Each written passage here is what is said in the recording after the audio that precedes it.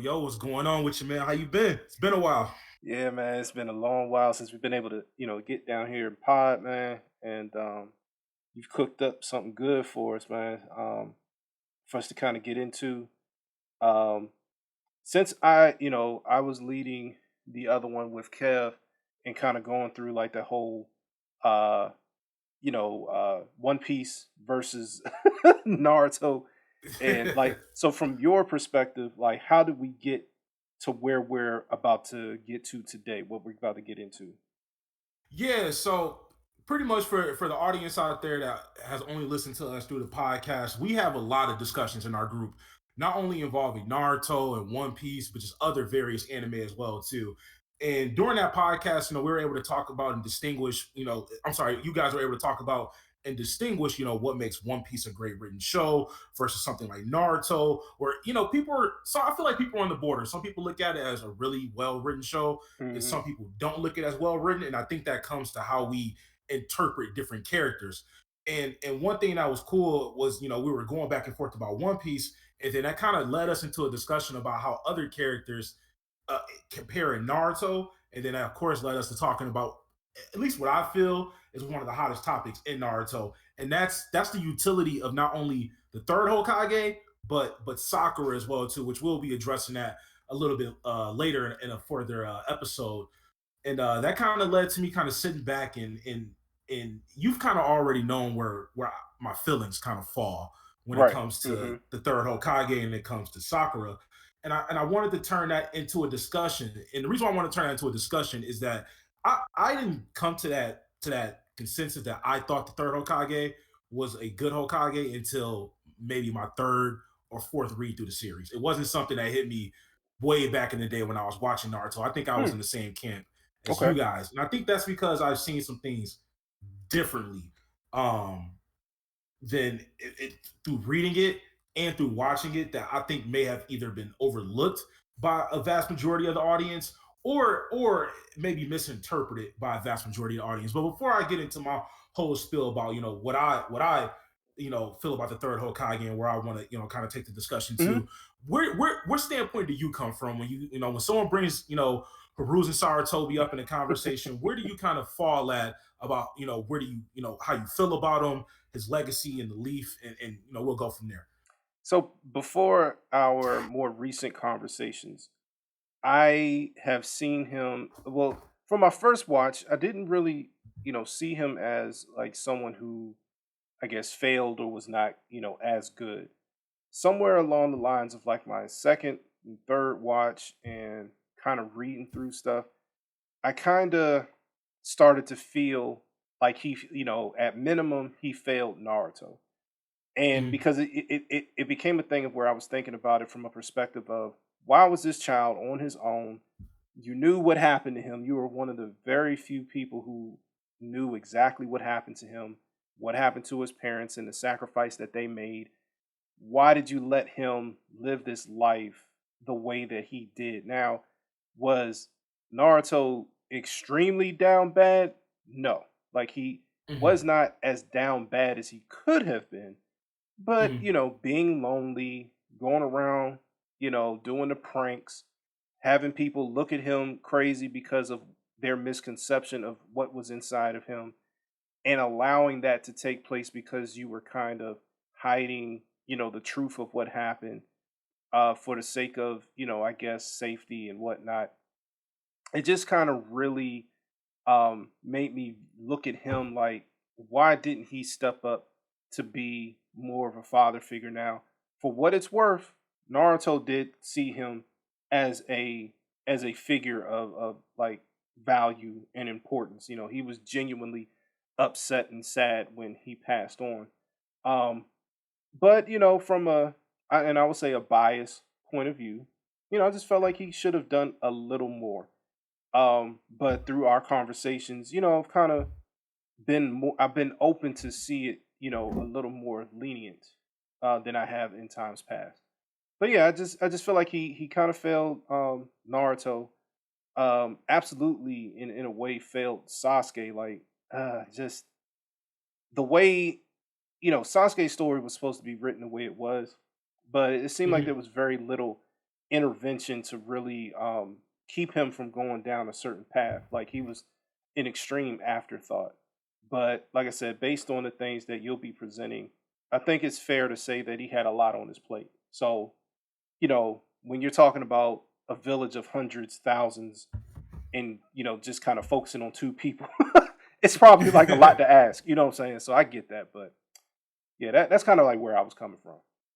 No, and actually, that's a good spot to start the discussion at because where you're coming from, I feel is where a majority of fans who have been very observant in the series has come from. Because I can't disagree. If you're reading Naruto or if you're watching Naruto, even though the third Hokage is within his own world is portrayed to be the god of shinobi, Hmm. this amazing genius, someone that the village looks up to. From an external standpoint, he kind of looks very neglectful. He Hmm. kind Hmm. of he kind of looks like he's really not that in tune with the things that are dragging his village down. I mean, you can look at his relationship that we don't find out till much later, but he has a very very strained and tumultuous relationship with Danzo, and Yeah. how they look at how they have different viewpoints about the village, and then on top of that too, he seems like he really had the weight of the elders on Hmm. his shoulders as well too. I can't think of their names right off the bat, but I'll definitely get those names That man and before the. woman. Hmm. Yeah, it's the man and the woman. It's the older man and woman that kind of pop into his office every so often to kind of, I feel like add the period to the end of whatever his thoughts are Yeah. when it comes to controversy, how he wants to leave the village. Then on top of that, too, we find out, during the Konoha Crush incident that the reason why Orochimaru is kind of doing what he is doing is he was allowed to kind of have free roam of the Oh village Lord. and kind of, Yeah. you know, do his own thing. He was assigning, looked up extremely, he was looked at extremely well, not necessarily by the village, in my opinion, but we find out looking through the third Hokage, he really cherished Orochimaru. Oh yeah. We even saw that when, during their fight, that when he was in his last dying breaths, he can only still see Orochimaru as that kid with a very, faint smile on his face. Yeah. And then, you look at that at all the fallout that came from his choices, and you kind of go, man, the third Hokage kind of sucked.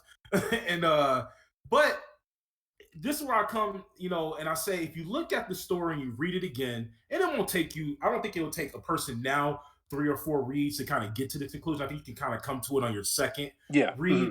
Is that the third Hokage had to do a lot of what he had to do because of the state of the ninja world that he not only once existed in, but then he became a leader in. And then Hmm. he had to deal with the fallout from a lot of the state of the ninja world as well, too. And what I mean by that is that the third Hokage not only participated in the first Shinobi World War, which we find out was probably outside of maybe the fourth World War, was probably the most devastating because you not only lost the first Hokage, but you seem to have lost the Mizukage and you lost the Kazekage of the Sand Village within that war as well too. Hmm. So you find out that a lot of ninja that helped shape the world lost their lives in a war that was essentially started from the fallout of what happened between Hashirama and Madara, where Madara decided to leave the village, and then that turned into the first Shinobi World War. The first Hokage participated in that. Then we see in the Second World War, where Tobirama is the Hokage of the village. Now we see that on the battlefield that Sarutobi has to, he kind of inherits the Hokage position Yeah. right Hmm. there on the battlefield.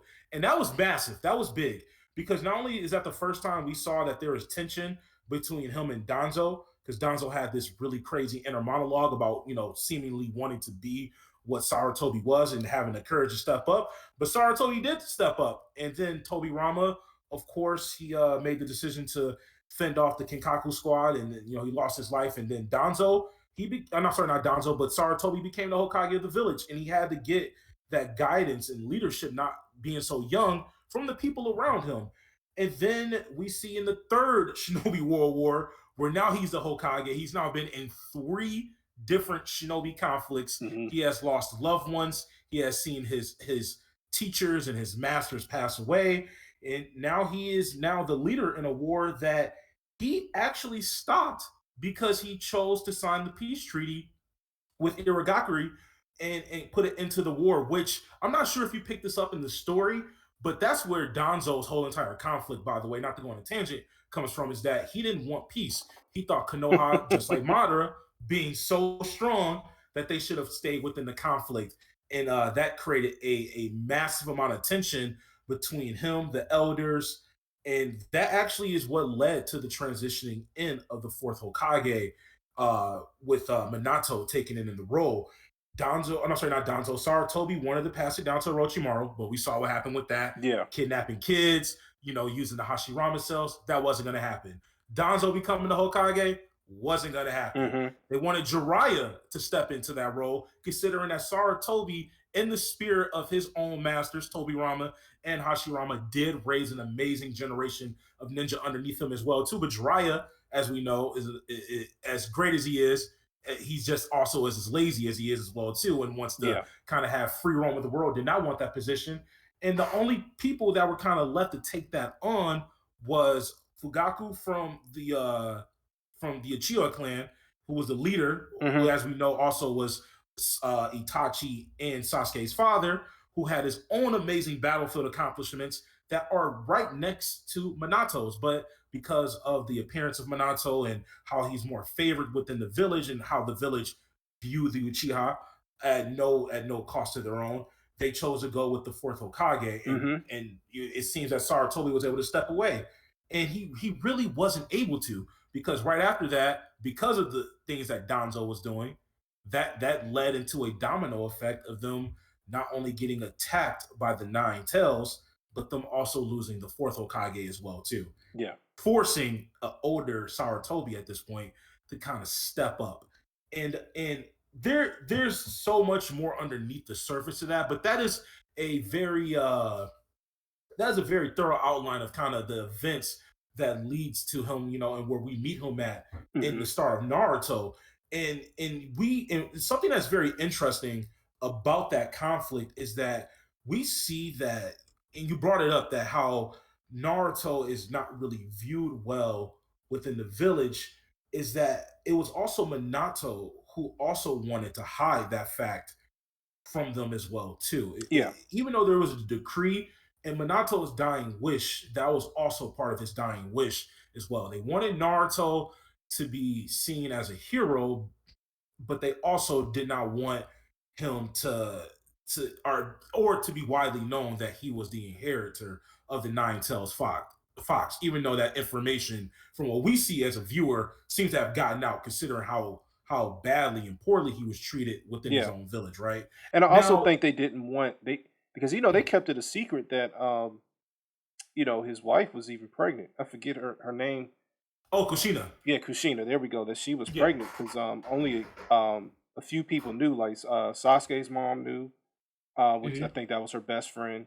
The the two elders that weren't really as old back then, they knew. The third mhm. knew. Um, and And of course his wife, because we also find out yeah, that his that's right. wife Yep. Byakuya, she's the one who she was essentially the midwife to Kushina. Right. Yep. So like so that it's fair to say that they wanted it kept under wraps, because of how in a sense popular Minato was across the ninja world, and not just at home but like everywhere, because that man had a a decree on the battlefield, like if he showed up, run. Yeah, Like that's crazy. that's also why we find out too, because of that decree and because of the type of ninja that he was during the Third World War. That's why Naruto actually did not end up with his last name, because Minato didn't want that burden to be passed on to Naruto, especially since he was not going to have his parents of not only being the bearer of the nine-tailed fox, but now he has to carry his father's last name, and his father is responsible for a lot of bodies from a lot of villages. That man was putting people in graves real quick. And he was And, and he was nice. Like the thing about it was like he had such a nice and calm demeanor, but dude was like savage on that battlefield, man. yeah, I mean, that teleportation jutsu Yeah, the was flying. fucking them up. Yeah, Excuse my French. It was really messing them up. The flying Raijin, it was really, I mean, and I forgot what the not I forgot what his teleportation thing was called.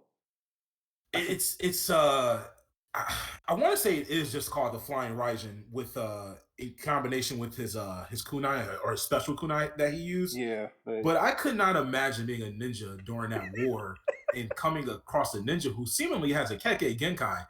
And even though it's not called a Kekkei Genkai, it seemingly seems like one that seems that he's the only ninja that we know of at that point who can use teleportation jutsu and who has a run on sight order. Like, don't even try, just run.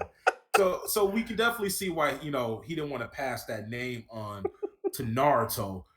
I'm Um, sorry. I It also just tickles me, man. no, Like that dude was you so good. bad that it was like, yeah, nah, man, we good. Like we see y'all That another man time. had that man had blonde hair, blue eyes, like he was supposed to be the friendly neighborhood postman, and he was out there catching bodies.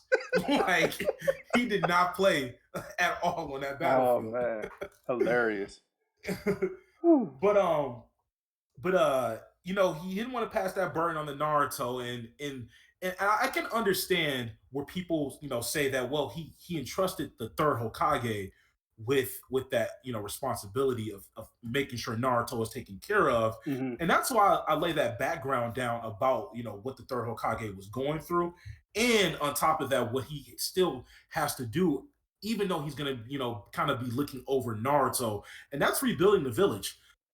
Something that I don't think is really observed really well, Yeah, and no, that's fair. is that when we get introduced to the Konoha, episode 1, chapter 1, they're not at the strongest. They are not the Konoha from the Third World War. They're definitely not the Konoha from the Second World War. And he is now not only tasked with stepping back up as the Hokage with the death of the fourth, but he now has a village of orphans to look after. And on top of that, too, we haven't brought him up yet, but not only does he have to deal with the fact that the fourth Hokage's son, who holds the greatest tail beast, the Nine Tails, is parentless, Hmm. but he now has to deal with the fallout from the decisions that his rival Danzo Shimura made as well too, Hmm. by sending Itachi and out on that essentially suicide mission to kill the entire Uchiha Yeah, clan, yeah, and he now has to deal with the fallout from that. And something that I don't think is, like I said, is really noted is that whole entire thing of him killing his entire clan and going on the run, there hadn't really been that much time between him doing those actions and then when we pick up at episode 1 in Naruto. They have now, because of his actions, have lost another, I guess, yeah, powerful tool in their arsenal to really help them out. So now the third Hokage in his late age has to not only play the leader, but he also now has to repair trust and the relationships within the village and build up another strong ninja faction or another strong class of ninja as well too. yeah. That's a lot on a man's plate or anybody's plate of that matter And to have to deal with. no, it's something else. Like not just those that died, but you lost the Sanin or the Sanin, however you Mm-hmm. pronounce it. Oh yeah, the 'Cause signing. yeah, because Jiraiya was off doing whatever.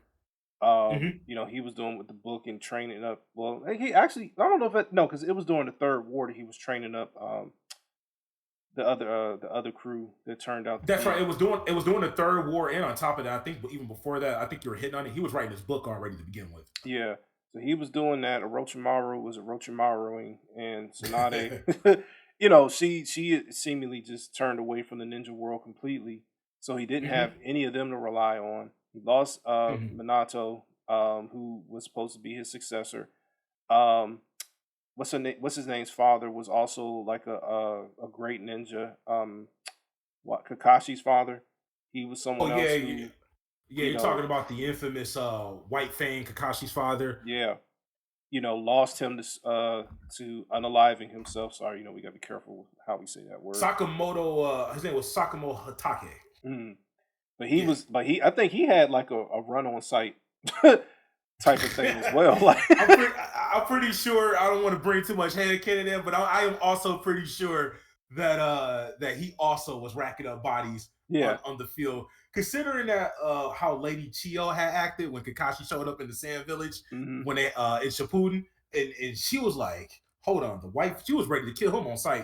So yeah, I'm pretty sure he was racking up the bodies too. but yeah, and then the generation that they had, his own son was kind of going through his own thing. Um, that generation was tried, but they had a form of like PTSD. They weren't Yeah. really ready to be the leaders that we saw when we get introduced to them. Because one of the questions or one of the things I was thinking as you were saying all of that was that from the moment that he came back into his role as the third up until we meet Naruto, he had not named another successor. And in a Yeah. way, like he couldn't, because everybody was kind of dealing with their own thing. Like we see Kakashi as he is, but then when we get the backstory, like dude was in a really dark place. And when he gets on Team Seven, that was like his therapy. So Hmm. even though he ended up being the fifth replacement or successor, he Hmm. wasn't successor ready at the time that we met him. So the third was not going to just be like, oh yeah, you know, I want you. Like, No. he had to earn it, so yeah, it was just like not like through this conversation, I just really understand more of what he had to go through. I mean, I would, kind of argue why not Shikamaru's father. Hmm. Um whoo, I can't even think. I think it's Ino's father, the one that can. Oh yeah, the from the Yamanaka clan. I know the last name. I cannot think of his name. Oh, it was Inoichi Mhm. Yamanaka. Yeah, Yeah, for him, Inoichi. you know, Then I want to say Chozai was yeah, Choji's father. yeah. But I guess they weren't like the leaders, like they were good, but for whatever reason he didn't bestow that on them.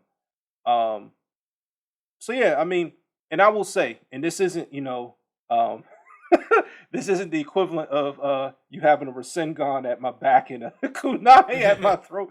Oh no, no, you had Kevin Preston that last podcast.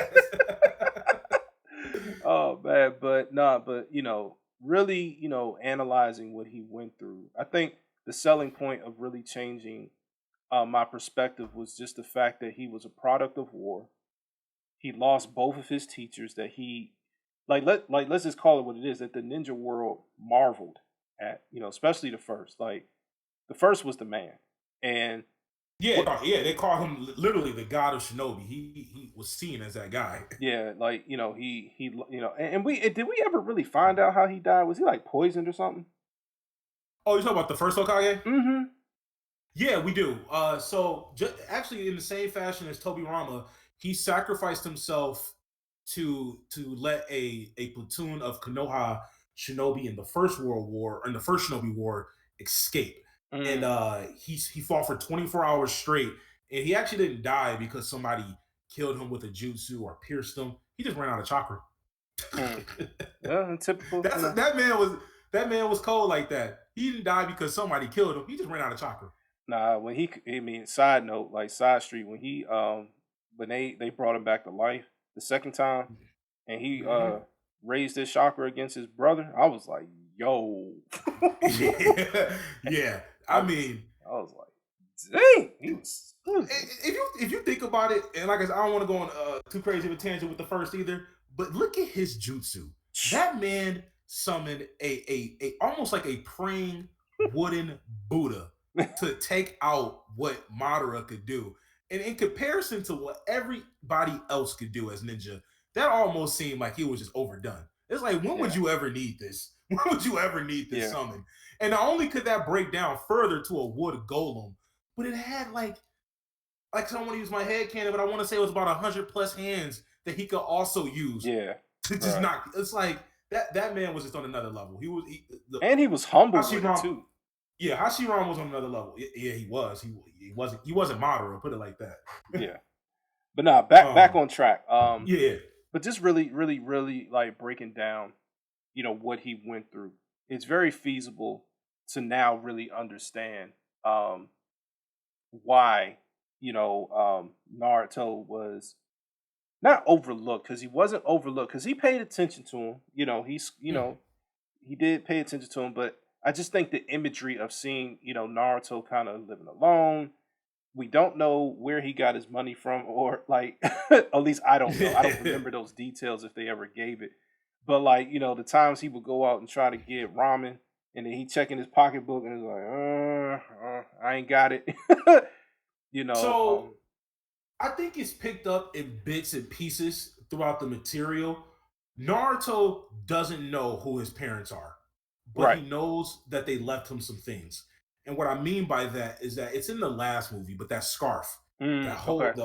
like he says it in the movie that that scarf was the only thing his mom ever left him, and he Mm, cherished that scarf. And we see those flashbacks with it, and then outside of that, I'm pretty sure, his father being the type of shinobi he was and seeing that shinobi do get paid for their missions, I'm sure he had some type of backing in the bank where they probably rationed it out to him so he wouldn't, overspend. Because mhm. one thing, and it's even funny because Jiraiya has said it, Naruto had money. like he definitely had it not only from his own missions when he later became a shinobi, but before that. Because I remember when he pulled that frog out and when it was in that gambling village, Dry almost had a heart attack. So he definitely has some kind of financial backing.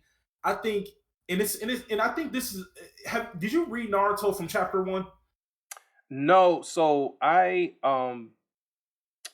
when I got into the series, I watched the anime from episode Mm-hmm. one, and Mm-hmm. then I watched the whole thing up until when Sasuke left, and Mm-hmm. then it was like a whole bunch of filler, and then like I remember the episode where Gara had did something, and then it was like that was supposed to be the end of Naruto, Mm-hmm. and then Shippuden. Like so, but I watched all of most of Shippuden when them fillers was coming on because I was watching Shippuden in real time.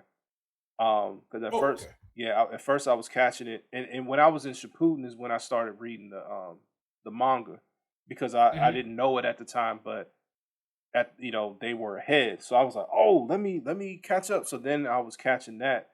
I want to say the Naruto manga did it come out weekly back then? Yeah, it was weekly back then as well too. Yeah, so I was, and then I remember the moments where I was watching it and it was catching up to the manga. So I was like, oh, what's going to happen? And then it was like, nope, here go the fillers. And I was like, dang. But um, so yeah, that's how I, like I didn't read it from the beginning. Because I didn't have like Viz or even know where to get legit manga from other, than those, those sites that end up getting shut down yeah, eventually. yeah, no. So I was catching it. I was like literally getting it through those updates on those sites until I'm able to, read it and get it from the beginning now, but I came in basically like a little more than midway through. So I was actually I've been on this Naruto train since it was on Toonami. I was watching it Mm. when it was coming out weekly on Toonami, and then as I got was getting older, I was able to find some of those websites. Shout out to mangareader.com that's not Yep, that around was it. That anymore. was that was the one I But was. Yep. yep, everybody, I'm telling you, if you were pirating or looking for illegal skins, that was one of the first websites you came up on. But I was able to read Naruto from chapter one, and then I've also been rereading Naruto from chapter one Mhm. recently as well too.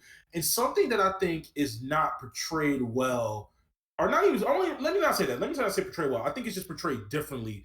Is that the anime makes Naruto seem a lot more as a person to be pitied than the manga does. The Mm. manga, on the other hand, if you read it from chapter one, portrays Naruto to be a parentless troublemaker Mhm. who is just looking for attention, who has a lot of latent potential, and he is very, very skillful. But man, does he need parents to really help him flush out the better qualities of himself? Because Mhm. the first time we encounter Naruto, he's getting in trouble. He's painting the Hokage faces, and the third Hokage at this point in time just seems over the whole situation. Mhm. He and I don't blame him. Like he the will of fire states that the entire village is your family when you're the Hokage, and he has so much on his plate, so much to go going on. He's trying to rebuild the village, and now you have Naruto who as sad as the situation is, he's just a flat out troublemaker. And then on top of that too, it's not even really discussed in the panels, but he has his grandson who doesn't have parents right now, or whose parents are already dead. Yeah. pre-start of Naruto as well. So I'm sure that's a major thing on his plate. And on top of that, too, we Man. see the in Asuma's backstory. His son, he didn't have a great relationship with, and he just kind of came back to the village. Yeah. Remember, Mhm. Asuma left. So he has all this on his plate already. And the best that he can do is take someone, and this is why I enjoy the genius of the Hokage, because a lot of the seeds that he did sow definitely came into fruition. He purposely put people in places where he knew they would succeed at and where they can help him at without being there all the time. And what I mean by that is that him putting Aruka in charge of Naruto, we see with in the first few chapters that was done on purpose because Aruka was just like Naruto growing up. He also lacked parents, but the difference between Naruto and Aruka is that Naruto is the reason, or not the reason, but the nine-tailed fox within Naruto is the reason why Aruka doesn't have parents. Yeah. But we find out first episode that Aruka can forgive. Aruka's a very well-rounded Chunin shinobi who definitely has those father qualities. And that's how we encounter Naruto. He lives in a great apartment. I mean, he definitely is not. He definitely can tell he's parentless. He's eating bad food. Yeah. He's not. Kakashi pointed that out with the spoiled milk and him running to the bathroom. But I Yep. feel like unlike the anime, the manga did a really better job portraying that Naruto is a taken care of child who is definitely looking to get acknowledged by a village that just doesn't want to see him. And the best way to be seen when you're a child is to create a mess, create a ruckus. And I don't think there was really anything with considering how much was on the third Hokage's plate that he could have really have done except to put those people in Naruto's life so Mhm. he can start rounding himself out.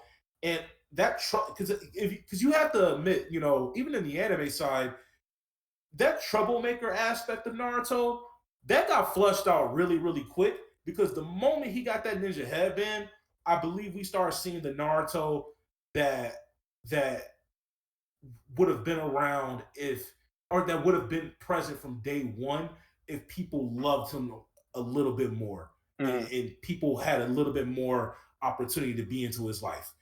And I think we see that the moment he gets that headband because I don't want to go too far into it until you get your point across, but Naruto like I said, the anime portrays him as someone to be pitied, but the manga shows a genius kid who Mm. has a lot of latent potential, who, in my opinion, Sasuke never was ahead of Naruto in any way, shape, or form outside of his already latent abilities to do things like access to Sharingan, use fire jutsu. Because Sasuke didn't have the brilliance that Itachi had. He didn't have I don't think he had a bunch of latent potential outside of the fact that he was also an inheritor of Hagiromo's, children's spirits, Ashura and Mm. Inadra. Yeah. That's the only real true, I guess, gift that I see Sasuke has. I look at Sasuke as a ninja who I think put himself higher within his mind than what he actually was. And Hmm. I'll leave it there because, like I said, I want you to get your point across still with Thorough Kage before I go into that little area. Yeah, no, I was going to ask you, is there anything that you feel like objectively that the third could have done better as it pertains to Naruto, um, before we get to the point of, I guess, the show starting? Like, or just from what we see from the situation, is there anything that he could have done better, or something, or anything that you would have done differently, maybe? I believe the only thing I would have done differently with Naruto that I don't feel what I feel is a missed opportunity. I don't think I would have left Naruto alone Hmm. to essentially. I don't want to say he raised himself, but he kind of raised himself. Even No, he though did. he Yeah. had, even though the Hokage was there, people were checking up on him. I think Naruto would have benefited more from like you brought it up too how in Boruto, Naruto brought Kawaki into his house. Yeah. I think that would have been a big benefit if Naruto would have been possibly given guardianship by the third himself, as bring him into the Sarutobi, not necessarily clan, but under the household so people can look after him. Hmm. But I do at the same time feel like he did have that protection as well too, because he was the kid of the fourth Hokage, meaning that the average everyday Konoha citizen may have looked down on Naruto because of his actions and the fact that he was parentless and he was, kind of acting out to be seen. Hmm. But I also felt like the elite ninja of the village, who would have been a lot more in the know, the ones that especially come from some of the more famous clans, they did give Naruto. I feel like they did treat Naruto with the respect that he deserved, meaning that, for example, Shikamaru Nara, his parents never let him disrespect Naruto. Yeah. Hmm. Choji never ever let him, get disrespected by Naruto. You can't speak for Inoichi's child because that was Ino. She was on a different track. Even Kiba, for an example, someone who doesn't necessarily come from one of the well, I wouldn't say the Inazuki clan isn't well known, but it's a clan with their own niche. He never really treated Naruto either as like this outcast. I think those, like, in those scenes, the fellow Guinean around Naruto who come from, more of the more established clans within the village, I think they've always kind of treated him like a friend in some weird sense, Yeah. versus It was the just that he was a average. troublemaker where they He was were yeah, he was trying a to be troublemaker. serious. Yeah, Yeah. exactly. He was a troublemaker, and he just wasn't living up to, I guess, the potential that he could have, because he didn't have the his parents to come teach him fireball jutsu like Sasuke had, or he didn't have parents to necessarily pass down these, hidden family techniques that they can start practicing right away. Right. And even And I within was gonna that, make that point. So you're getting right into where I was going. But yeah, go ahead. mhm. Yeah, but even within that, I think we still see Naruto had an amazing set of ability. And what I mean by that is that you see it when he does his harem jutsu. As silly and as stupid as that jutsu is, that's actually a pretty high level illusion transformation for somebody who's not really seen as somebody who has the skill, because he couldn't make illusions of himself. Which I think the fact that he couldn't make illusions of himself probably had more to do with the fact that, unlike the other kids, he didn't have anybody to really teach him chakra control Well, in the that right and way. the fox was kind of disrupting his chakra flow. So Yup. he didn't have he had a large chakra pool that he could not get access to until who did something to him? Jiraiya like actually is the one that like did something to his seal or something.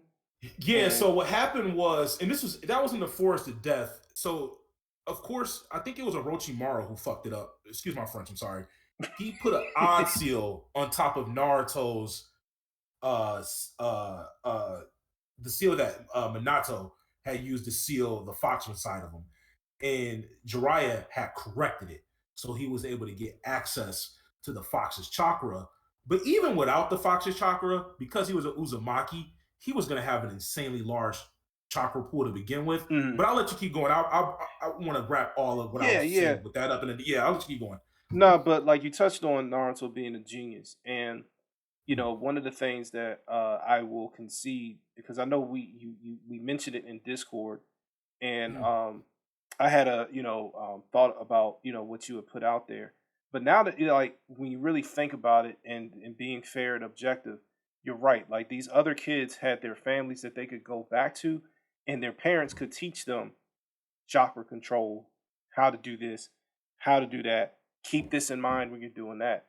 Naruto only Mhm. had school Yeah. and nothing else. So, it's the difference between somebody doing, just the schoolwork and whatever homework and having nobody to check over them and just doing it on your own versus somebody who has tutors, someone who has a family member or two that are coming and checking on them or teaching them extra things outside of the class to kind of give them a leg up.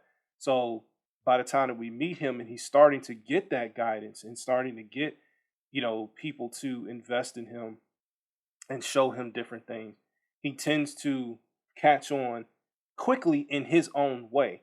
And, one of the mistakes that I made was focusing on the fact that he didn't have like strong fundamentals, but in a way, he was forced not to, or he was forced to operate under what he could do at that moment because the story pushed him in a way in which he had to learn how to do things to protect himself because people were going to be coming after him to get that fox. So it was kind of like, all right, we got to go with what you can do right now. And this is what you do very well. So let's give you these techniques centered around that. And then even to the point where, he learned how to use his clones to kind of speed up his training process.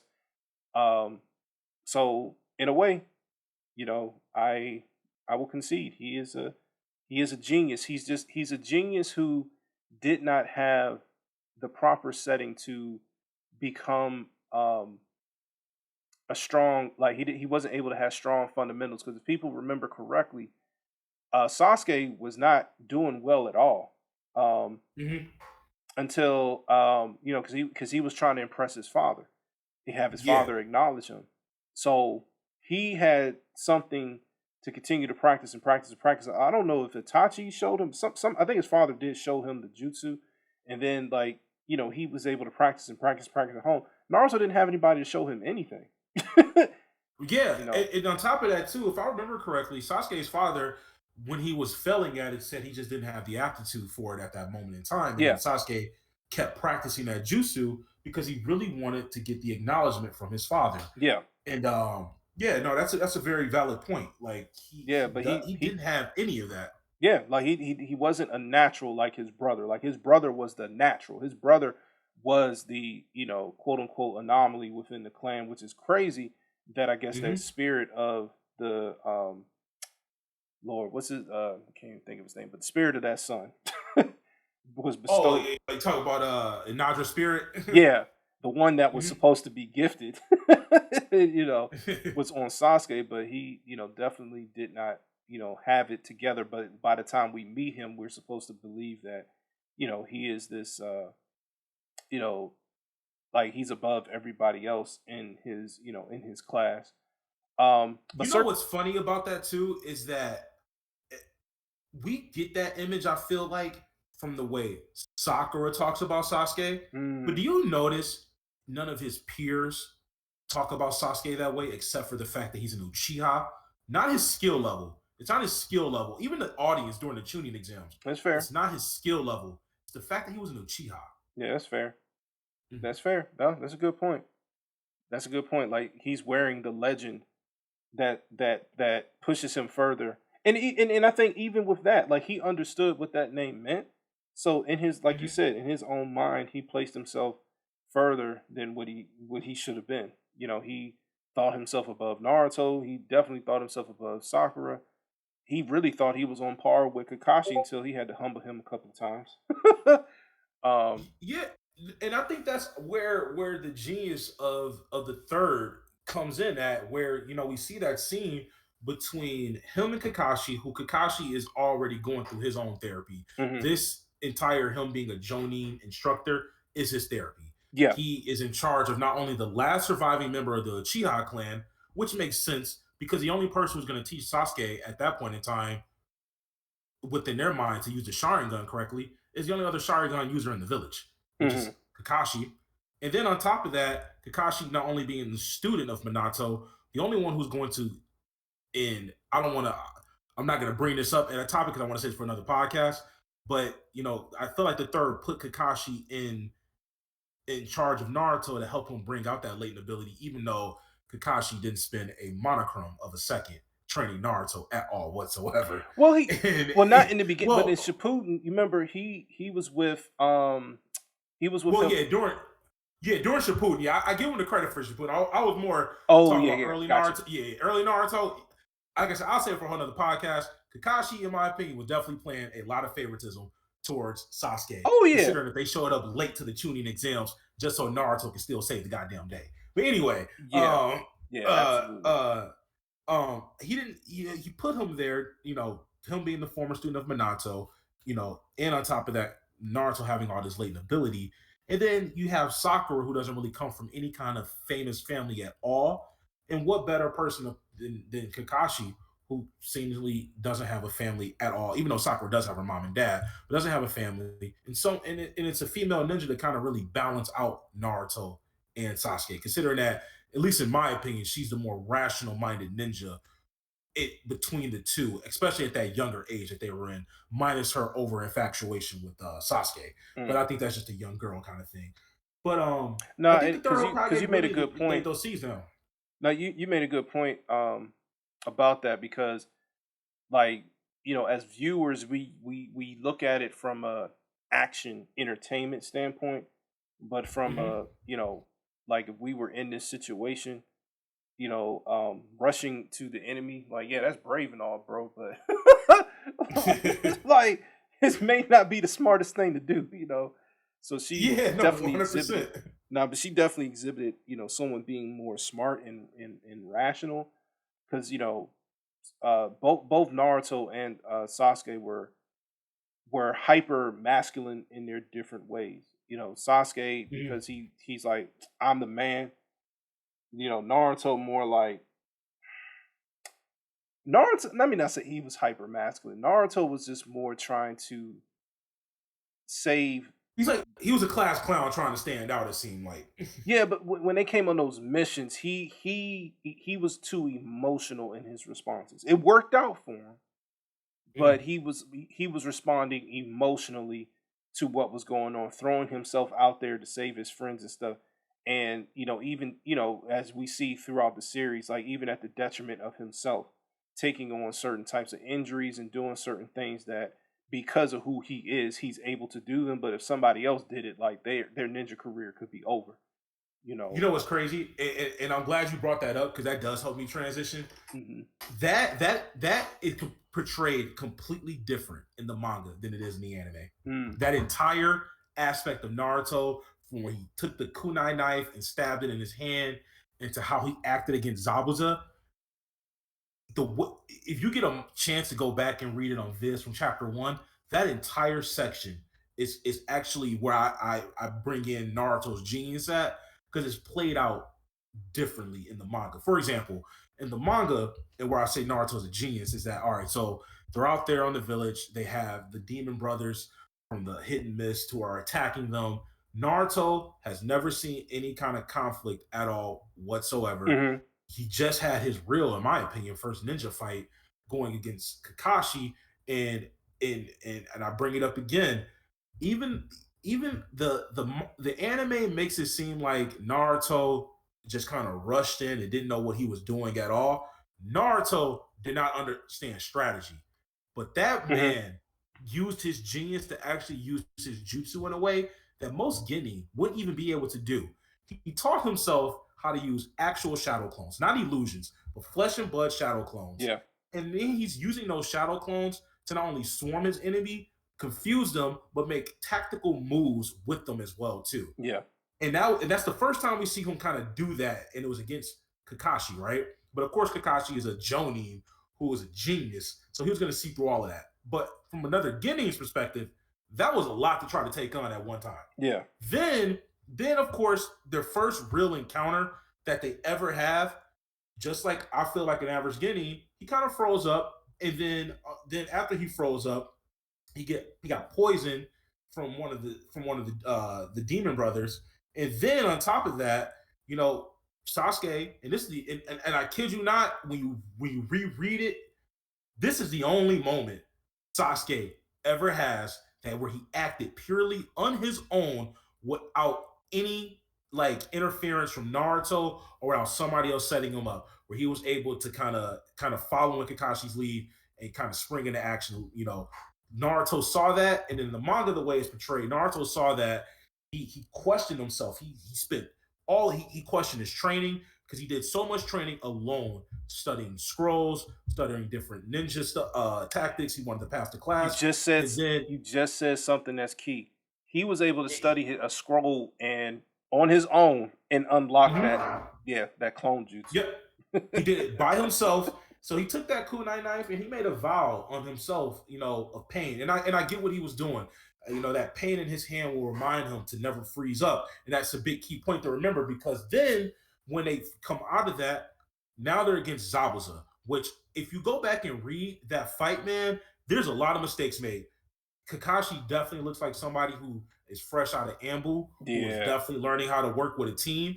And on top of that, too, a team that he didn't necessarily have full confidence in. that's He right. wanted them to just protect, and he said he wasn't going to let them die because he, at that point in time, remember, Kakashi was kind of on a suicide mission, and they brought that up, and that's why he ended up in that position. He was going to take Zabuza on by himself. He did his thing, but in the manga, I don't know if it's ever shown this way in the anime, but Zabuza caught him in that prison Oh jutsu, yeah. that water prison jutsu, because he made a mistake. And he said it in the manga too, that he made a mistake. And he thought that was it. That because he was caught in that jutsu, that he wanted them to run because he thought they were all going to die to Zabuza. And there's something that happens where the anime makes it seem like it's emotion. And don't get me wrong, there's a little bit of emotion built into it, but also the manga portrays it as a very brave and confident moment. Naruto loses his headband and Zabuza steps on it. And then he rushes in, grabs his headband, and within that moment of that time, he comes up with what I feel is a tuning to Jonin level plan.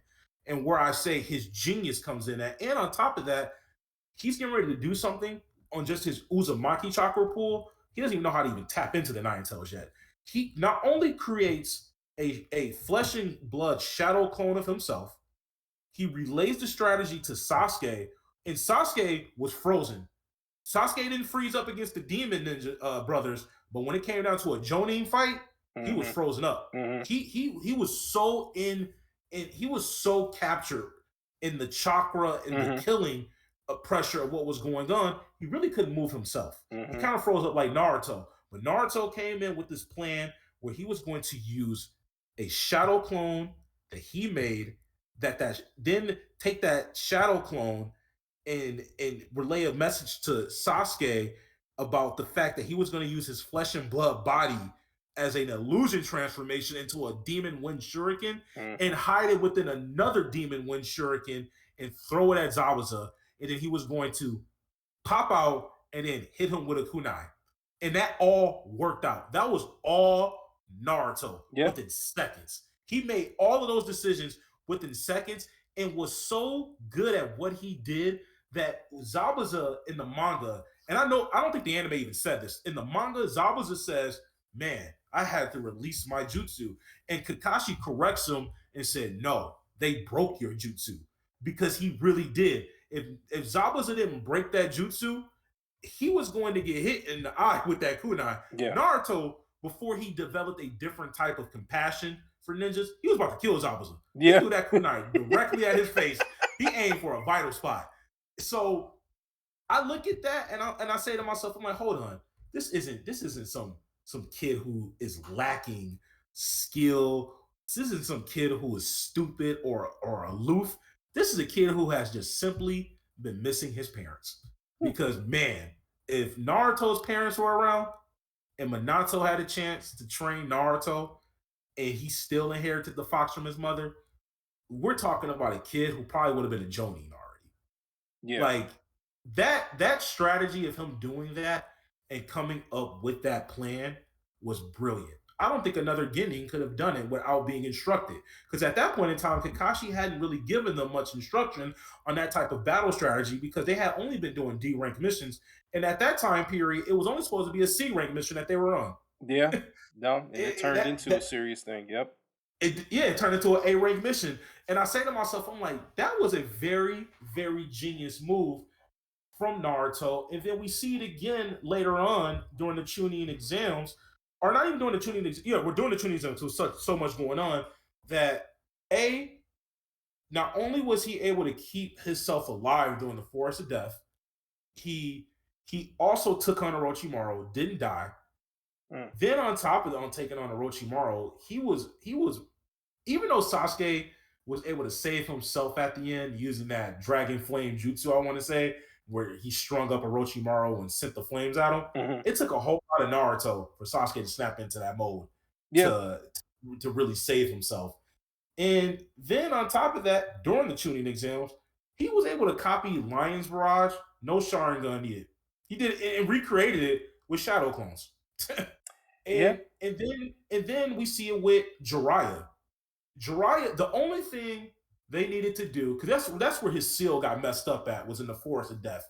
Naruto's potential was exploding every step of the way until that Forest of Death situation where he needed to tap into more skillful uses of his chakra, like being able to walk on water, where it kind of messed up his chakra flow. Yeah. But then when Jiraiya corrected that, we got a Naruto who can do summons. Yeah. We got a Naruto who can tap into an entirely other separate chakra pool on top of his own natural genius. And then the last point I want to make about this, because I don't want to go into Shippuden stuff, is look at the end of the not the end of the series, but look at that one episode or that one chapter, Naruto's Ninja Handbook, where Kakashi spent ample amount of time with Sasuke, showed up late, taught this man in Chidori, and the only thing he was able to effectively do is make Gaara more mad than he already was. That's all he did. That's all Sasuke did, was make Gaara more mad than he already was, chased this man down, and got his butt handed to him. Yeah. Got his ass kicked. Yeah. And then when Naruto showed up, Naruto's Ninja Handbook that's one of my favorite episodes and chapters. This man did a multi-shadow clone Yo. jutsu, Yeah. beat up Gaara, then on top of turning into a multi-shadow clone jutsu, pulled out another Lion's Barrage.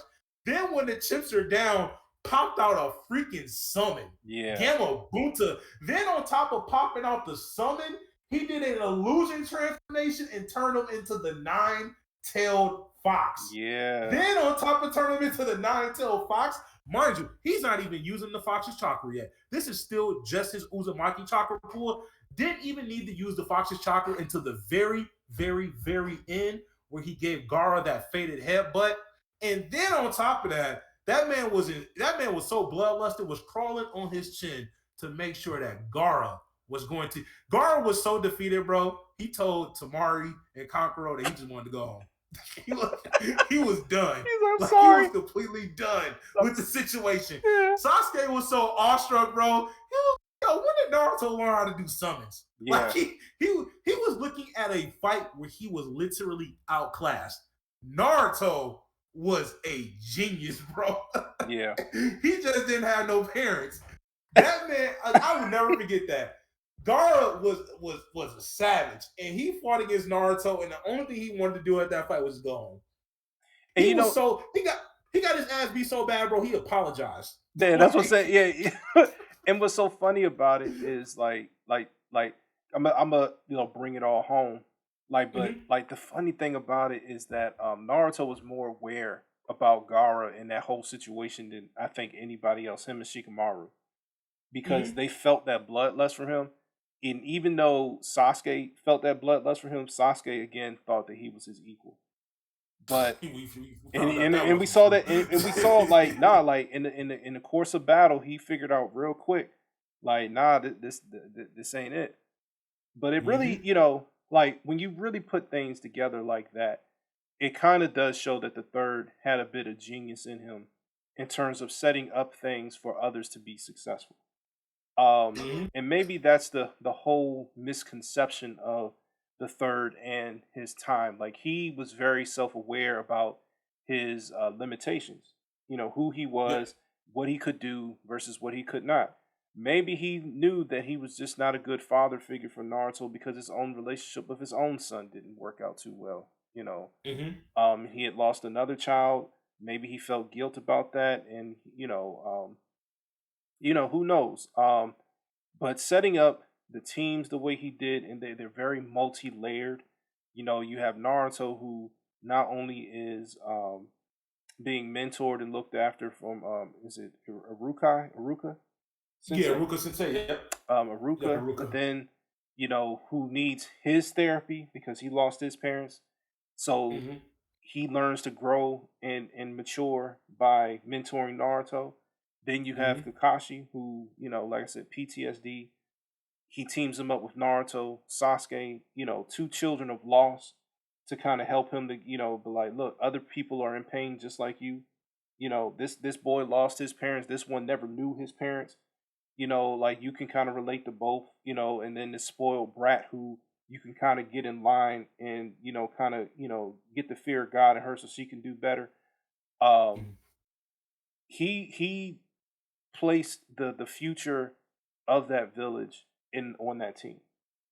Yeah. Like literally, like the future of that village is on that team. And I'm not meaning just from a Hokage perspective, but just how important Sasuke was to the ninja world, is to the ninja world, how important um, Naruto is to the ninja world, how really important Sakura is behind the scenes of the ninja world, because there's a lot that she does that supports Sasuke, and Hmm. also supports Naruto and her medical genius as well. So like he really um, you know put pieces together that ultimately you know worked out. Like it was a huge gamble, even with Itachi.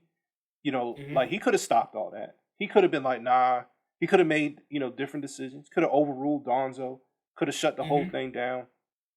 But a lot of what we see in the series really is the the foresight, and Hmm. just the because you got to think about it. This man, and I said I'm coming out on the other side of this. He Hmm. lived through wars enough to see what the village needed, and he knew what seeds needed to be planted. He knew how they needed to be nurtured, and we see the fruit of it as the series goes on. Like we really do.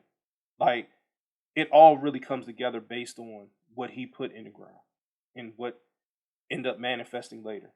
The literal dude that was on the suicide missions and PTSD through, living through somewhat of a war. Well, yeah, parts of a Hmm. war, losing his best friends, losing the one the girl, like yeah, losing his friends, his whole team, going through his dark phase and under Donzo's crew, and coming out that he ends up being the Hokage. Like literally, he's the best of both worlds. He has the light and the darkness. Ends up being the next the after what not the fourth, the fifth, the sixth Hokage. Like and like just it's just genius. Like I don't have enough words to really think about the impact of the things that he set in motion. And I'm glad that you brought that up. Like really showcasing in how you were presenting what you were saying, really, putting it out there how he did not have the bandwidth to be there for everyone, but he had Hmm. the knowledge to put them with people who were going to bring out the best in them. And that's what he did. And last point we'll make of this one, we'll wrap it up, is that if you want to see the seeds of the Hokage and what they turned into, is look at early Boruto. Mm. The issue with the third Hokage was that he wanted to be the Hokage that Naruto became in a time period where he needed Mm. to be more of a leader who still had a sword in his hand. And he Mhm. was a huge pacifist. And we saw that. We saw that's why he signed the peace treaty to end the war. That's why he let Donzo run root. He Mhm. wanted to kind of recreate the relationship. And even the first Hokage felt at this as well too. He wanted to have he wanted everything to be peaceful, but and he also wanted to make sure that his biggest rival also felt appreciated and loved by giving him that shadow Hokage role. And Mhm. we saw what that turned into with Madara. We saw what that turned into with Danzo. Yep. But what we are now noticing in Boruto is that Naruto became the Hokage that and brought the village or brought his vision to the village that I feel the third Hokage always wanted to do. And he A brought he brought it village. to he brought it to the whole ninja world, really. Yeah, yeah, oh yeah, you're right. To the entire the ninja world is at peace in Boruto. That's Mhm. why they're fighting aliens because the ninja world is at peace. And in the third Hokage, I feel like that's what he always wanted. Mhm. That idea of the will of fire. That when you're the Hokage, you are the father of the whole village. And like you said, he didn't have the bandwidth to do what Naruto is doing. Where we even see it, Naruto's a tired Hokage in a peaceful time because he has every shadow clone running around trying to be that person Yeah. and trying to expand his bandwidth to make sure he is there for everyone. And I honestly, I feel like that's where his legacy really shines through. Is that yeah, Tsunade came after him, Kakashi came after him, but we're really stuck with those kids that turned into be the leaders of the village. Is how they were raised under the third Hokage. We saw it even in the anime where Ino and Sakura, before they were ever even in the academy, had interactions with the Hokage by giving him flowers. we see it in every step of the way that he had some kind of interaction with these kids and how he wanted to portray the village as one big family that really lasted with them, and that even when Naruto became his own man and became a Hokage, he still brought that vision to life. And that's where I rest at. That's why when I retroactively look back at Naruto, I don't think the third Hokage was useless because the vision that he had, or not useless, sorry, not useless, but I don't feel like the third Hokage was a bad Hokage because the vision that he had still came into fruition through the kids, through the Hmm. people that he led, and that when you look, back at it, that man had a lot on his plate. Even Simple as even that. Orochimaru eventually turned around. So far. That's right. At the end, he really did. I honestly, I call that man. He's like the Barack Obama of that world. He is the he got a lot on his plate, but he kept he kept a smile on his face, and he really tried to portray peace and love through the village, even though it was at a time period where they just wasn't ready for that. Hmm. He needed to be the Hokage with a sword in his hand, and he definitely stepped up when he needed to. But he definitely tried to be a Hokage that the ninja world just wasn't ready for it yet. But that vision still came, you know, in with Naruto, and that's where I'll leave it at from my side. Okay. So final consensus is the third Hokage misunderstood? I think the vote here is absolutely. And hopefully, Oh yeah, through this listen, through the evolution of this conversation, I hope you as the viewers actually, take all those points in. I think John made a really good point is to go back and actually look at the material in the beginning parts of Naruto. I would say, right up into the point that he died, even seeing some things, afterwards, but just really looking at the trickle down effect of, what the third put in place. But and yeah, and last thing for both of us, the goal with this podcast every time is not to be more right or more wrong than the other person, but this group is about the group that we started is about discussion. And that's what we like to look forward to. And as you listen, if there's any points that we may have missed, feel free to go ahead and make a comment about it. We'll love to talk with everybody out there. all right. Um, yeah, I have nothing else to say except for thank you all for listening to us. Please join us on our Discord, All Nerd Everything. We're growing daily. We have activities throughout the week. We watch wrestling. We watch movies. We're going to be watching anime. We're going to be streaming Star Wars actually on May the 4th, 7:30 p.m. Eastern Standard Time Yes. for May the 4th, Star Wars Day. So, need you guys to kind of tune in for that. Um, but no, come and join us. We're doing big things. We're putting everything in motion. So, look forward for more content. Also, look us up on Instagram, All Nerd Everything ANE. So, All Nerd Everything ANE. Look for us on TikTok, All Nerd Everything ANE. And catch us on YouTube, of course, which you're listening to right now on Ascended Nerd Universe. So, thank you all for the listen. John, anything? No, appreciate you guys listening in, but no, that's it for me. All right. All right, guys. Thank you, and we'll catch you next time.